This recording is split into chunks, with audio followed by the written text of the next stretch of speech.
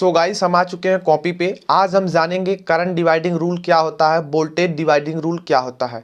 This is most important topic of numerical problems की तरह। अगर मैं बात करूं दोस्तों न्यूमेरिकल प्रॉब्लम ना, तो न्यूमेरिकल प्रॉब्लम को सॉल्व करने के लिए करंट डिवाइडिंग रूल और वोल्टेज डिवाइडिंग रूल को जानना बहुत इंपॉर्टेंट है। अगर इसको जान लोगे ना तो काफ़ी बड़ी बड़ी सर्किट को आप सॉल्व करना बड़े आसानी से करंट और वोल्टेज ड्रॉप निकाल सकते हो। तो आज की इस वीडियो में दोनों टॉपिक पे बात करेंगे। वीडियो बहुत इंपॉर्टेंट है, अंत तक देखना। अगर आप स्किप करके देखेंगे तो हमारी गारंटी नहीं रही भाई आपको मतलब आएगा लेकिन पूरी तरीके से समझ में नहीं आएगा। न्यूमेरिकल भी बताऊंगा, इसकी थियरी भी बताऊंगा, साथ में 2-4 एग्जाम्पल भी दे दूंगा होमवर्क के लिए, जिससे आप प्रैक्टिस करेंगे और आपको अच्छे से आ जाएगा। ठीक है, तो चलिए शुरू करते हैं। देखिए, करंट डिवाइडिंग रूल, किसी ब्रांच में करंट ज्ञात करना हो तो इसका इस्तेमाल करते हैं।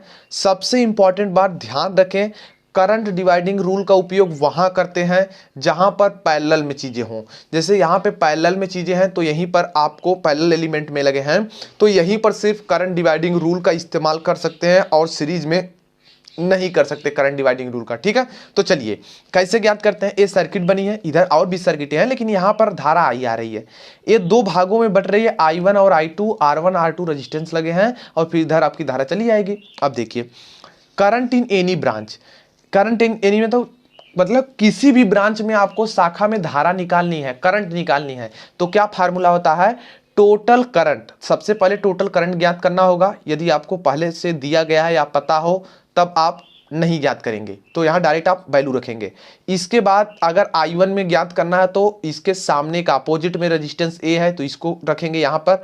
अगर I2, देखिए I1 में ज्ञात करना है तो I2 R2 रखेंगे। अगर I2 ज्ञात करना है तो R1 रेजिस्टेंस रखेंगे। ठीक है, इसकी वैल्यू अपान में दोनों के जो वैल्यू का योग है टोटल रेजिस्टेंस यहां पे हो जाएगा। अब चलिए हम लोग बात कर लेते हैं कि इसके अकॉर्डिंग फार्मूला क्या बना। Current in any branch is equal to total current into opposite resistance upon में टोटल रेजिस्टेंस। अगर हमें I1 की वैल्यू निकालनी है तो क्या करना होगा, I गुणे R2 अपान में R1 प्लस R2। अगर I2 की वैल्यू निकालनी होगी I1 R1, ध्यान दीजिएगा I2 निकालना है तो I1 सेम पूरा टोटल करंट रहेगी, R1 अपान में total resistance R1 plus R2 हो जाएगा। अब चलिए दोस्तों हम लोग बात कर लेते हैं कि वोल्टेज डिवाइडिंग रूल क्या होता है और इसको हम कहां पर अप्लाई कर सकते हैं। देखिए, वोल्टेज डिवाइडिंग रूल हमेशा सीरीज में काम करता है, पैरेलल में नहीं।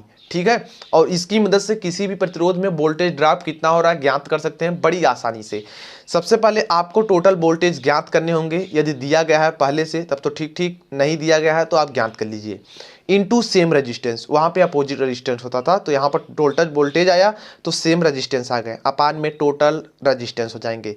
अगर V1 में हमें वोल्टेज ड्रॉप ज्ञात करना हो तो V मतलब total voltage into same resistance मतलब R1 अपान में तीनों का योग। उसी तरीके से V2 अगर ज्ञात करेंगे तो V गुणे R2 अपान में R1 R2 R3 हो जाएंगे।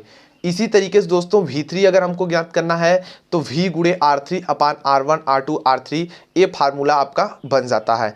अभी तक तो हमने बेसिक से कॉन्सेप्ट देखे, न्यूमेरिकल देखे, मतलब थियरी देखी अभी तक। अब हम लोग बात कर लेते हैं दोस्तों न्यूमेरिकल प्रॉब्लम की।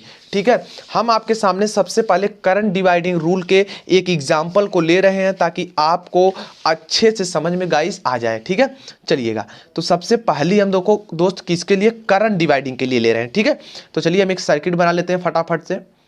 इस तरीके की देखिए कुछ सर्किट अभी हमारी बन के रेडी होगी। ठीक है, और हो सकता है ये बुक मतलब सभी बुक में ये न्यूमेरिकल प्रॉब्लम सबको ना देखने को मिले। ठीक है, तो इस तरीके से आप भी बना सकते हैं, अभी होमवर्क भी मिलेगा, चिंता ना करें। देखिए इस तरीके का है, यहाँ पे 24 वोल्ट की बैटरी लगा दिया, यहाँ पे 5 ओम का रेजिस्टेंस है और यहाँ पे कितना 20 ओम का रेजिस्टेंस है और यहाँ पे 4 ओम का और यहाँ पे दोस्तों 6 ओम का रेजिस्टेंस है। और दोस्तों मैं कह रहा हूँ कि देखिए यहाँ से धारा आई जा रही है। ठीक है, अब मैं कह दिया कि इसमें धारा I1 जा रही है, हमने मान लेते हैं, अभी हमको पता नहीं है, और इसमें धारा कितनी जा रही है, I2 जा रही है। अब मुझे जानना है कि I1 कितनी फ्लो हो रही है और I2 कितनी फ्लो हो रही है। तो यहाँ पर आप किसका इस्तेमाल करेंगे, करंट डिवाइडिंग रूल का इस्तेमाल करेंगे। सबसे पहले आपको इसका क्या करें, टोटल करंट ज्ञात करनी होगी जो कि इसमें दिया नहीं है। तो हम लोग ज्ञात कर लेते हैं। कैसे ज्ञात करेंगे, इन दोनों को सरल करेंगे इसके पैरेलल में, फिर इन दोनों पैरेलल को सरल करेंगे तो इसके सीरीज में, और यहाँ से आपके ओम के नियम के द्वारा आ जाएंगी। तो चलिए हम लोग फटाफट सॉल्व कर लेते हैं। देखिए यहाँ सीरीज में है तो डायरेक्ट जुड़ जाएगी, तो सर्किट आपकी देखिए कुछ इस तरीके की बन जाएगी गाइस, ये देख सकते हैं आप, और ये आपका रहेगा ही। और इधर भी रहेगा, और इधर आपका भाई 24 वोल्ट लग जाएगा। ये देखिए यहाँ पे 24 वोल्ट रहेगा। ये आपका 5 ओम, ये आपका 20 ओम, और दोस्तों 4 और 6 मिलकर कितना हुआ, 10 ओम हो गए। ठीक है, इतनी चीज़ पता हो जाएगी। अब दोस्तों क्या करेंगे, ये दोनों पैरेलल में है, इस सीरीज का फार्मूला हमने डायरेक्ट लगा दिया, तो ऐसे भी कर सकते हैं। ठीक है, तो अब यहाँ पे बात कर लेते हैं, क्या करेंगे, पैरेलल का सूत्र लगाएंगे। अब यहाँ पे अगर हमको देखिए पैरेलल में ज्ञात करना, तो फार्मूला हम जानते हैं कि 1 R इक्विवेलेंट होता था 1/R1 प्लस 1/R2। अब उसके अकॉर्डिंग दोस्तों जब मान रखेंगे तो क्या हो जाएगा, 1/20 प्लस 1/10, यानी दोस्तों क्या हो जाएगा, यहाँ से देख सकते हैं 30 बटे में क्या हो जाएगा, यहाँ से 200, एक जीरो से कट गया। लेकिन दोस्तों 1/R की वैल्यू ये है। ठीक है, 1/R इक्विवेलेंट। लेकिन दोस्तों अगर R इक्विवेलेंट ज्ञात करेंगे तो ये भी तो ऊपर चला जाएगा, यानी 20/3 ओम आ जाएगा। अब दोस्तों इसको जब सॉल्व करते हैं तो आपका क्या हो जाएगा, देखिए ये देखिए, ये 5 ओम का आपका हो गया। इन दोनों को एक सीरीज में बन जाएगा, बस इतनी चीज़ आपकी दोस्तों बचेगी, और इसकी वैल्यू कितनी हो जाएगी, 20/3 ओम हो जाएंगी, ये 5 ओम हो जाएगी, और ये दोस्तों हो गया 24 वोल्ट हो गया। ठीक है, आप देख सकते हैं। अब दोस्तों क्या करेंगे, अभी हमें करंट नहीं पता हुई है, हम इन दोनों का भी तुल्य निकाल लेंगे। तो सीरीज में भैया आपको पता है कि R equivalent is equal to हो जाएगा R1 प्लस R2। तो इसके मदद से दोस्तों क्या हो जाएगा, 5 प्लस 20/3, यानी 5 3 15 हो जाएगा। अब 15 और 20 कितना हो गया, 35/3 ओम हो जाएंगे, R इक्विवेलेंट आ गए। ठीक है, तो कितना हो जाएगा दोस्तों, देखिए ये आपकी सर्किट हो गई, ये देखिए ये आपकी सर्किट हो गई, और इधर यही रेजिस्टेंस तुल्य में बचा हुआ है, ये है दोस्तों 35/3 ओम, और इधर आपके दोस्तों 24 वोल्ट है। ठीक है, अब आप करंट निकाल सकते हैं। आप फार्मूला जानते हैं I is equal to V/R होता है दोस्तों। जी हाँ,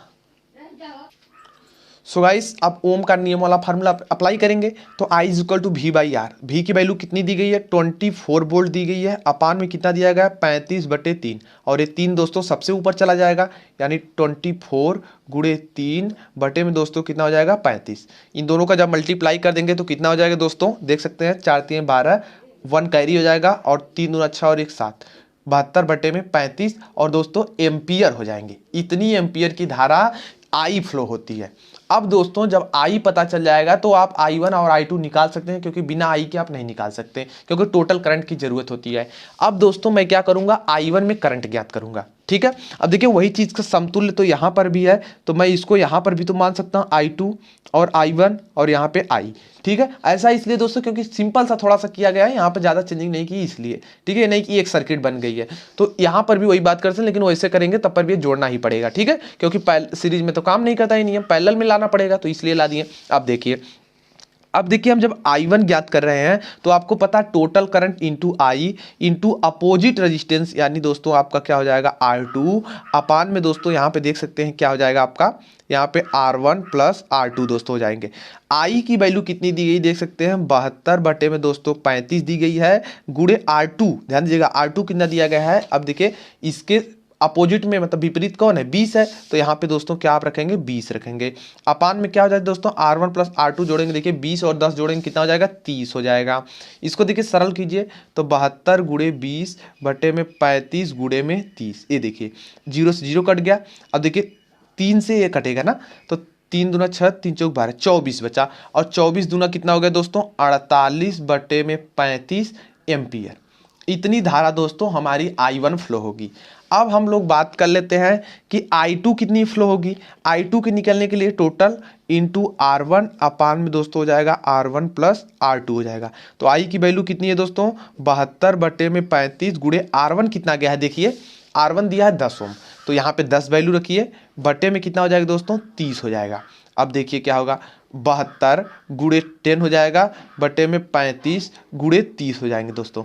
0 से 0 देखिए कट गया, और यहाँ से जब काट देंगे तो वही 24 पुनः आ जाएगा, यानी 24 बटे में 35 एम्पियर की धारा दोस्तों यहाँ पे फ्लो होगी, आपके I2 फ्लो होगी। तो आपने देखा करंट डिवाइडिंग रूल किस तरीके से काम करता है। अगर दोस्तों आपको देखना है कि भैया हमारा ये सही आया है नहीं आया है, तो आप एक फार्मूला ये भी जानते हैं कि I इज इक्वल टू होता है I1 प्लस I2। तो I इज इक्वल टू जब रखेंगे, I1 कितना है, I1 देखिए 48 बटे में 35 दिया था, प्लस ए दिया था आपका 24 बटे में 35, ये चीज़ आई। दोनों का ये जो नीचे का है न्यूमरेटर डिनोमिनेटर सेम है, तो 35 हो जाएगा आपका। अब देखिए दोनों को जोड़िए, 8 और 4 12 के 2, आपके कैरी 1 हो जाएगा, 4 और 2 6 1 कितना हो गया 7 हो गया। और दोस्तों इतनी एम्पियर हो जाएगी। तो देख सकते हैं ये 72/35 हमारा जोड़ने पे आ गया और 72/35 आई भी था। तो देखा आपने कितनी अच्छे से आपका करंट डिवाइडिंग रूल काम कर रहा है। अब देखिए हम लोग बात कर लेते हैं वोल्टेज डिवाइडिंग रूल का। अभी आपको होमवर्क मिलेगा, आप चिंता न करें। देखिए वोल्टेज डिवाइडिंग रूल पे हम एक ले रहे हैं और हमेशा इस सीरीज में काम करता है, इसका आपको ध्यान रहे। तो देखिए इस तरीके से मैं कुछ ले रहा हूँ और एक बैटरी इधर लगा दूँ। ये देखिए ये 12 वोल्ट की बैटरी यहाँ पर हमने कनेक्ट कर दिया और ये 5 ओम और ये 2 ओम और ये 3 ओम का हमने यहाँ पे रेजिस्टेंस भी लगा दिए।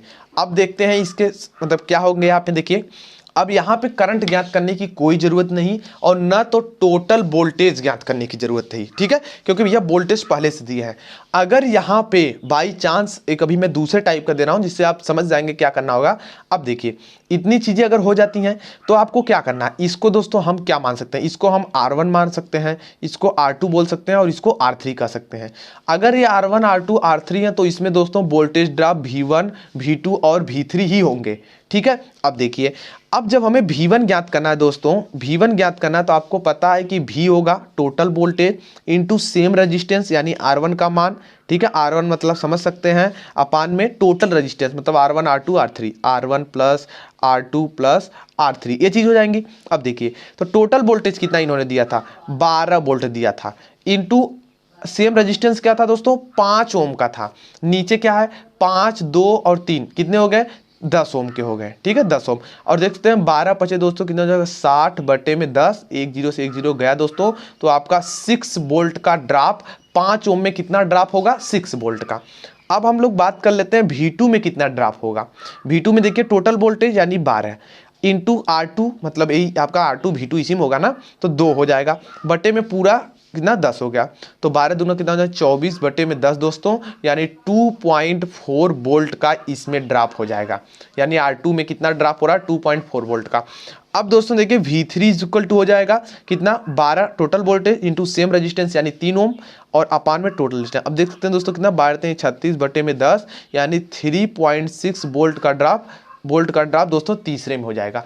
अगर आपको मतलब कवर करना भैया कि कैसे सही है कि नहीं, तो आपने एक फार्मूला पढ़ा है कि सीरीज में जब ऐसी काम होती है तो आप जानते हैं V इज इक्वल टू होता है V1 plus V2 plus V3।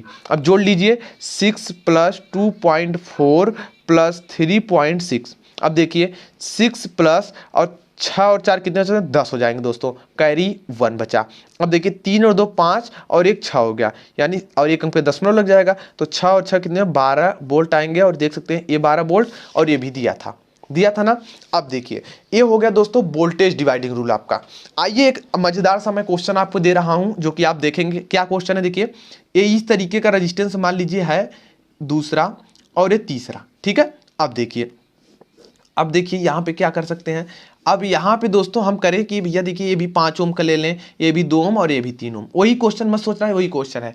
और दोस्तों मैं कह दूं यहाँ पे क्या कह दूं दोस्तों, यहाँ पे मैं कह दूं कि 2 एम्पियर की करंट फ्लो हो रही है।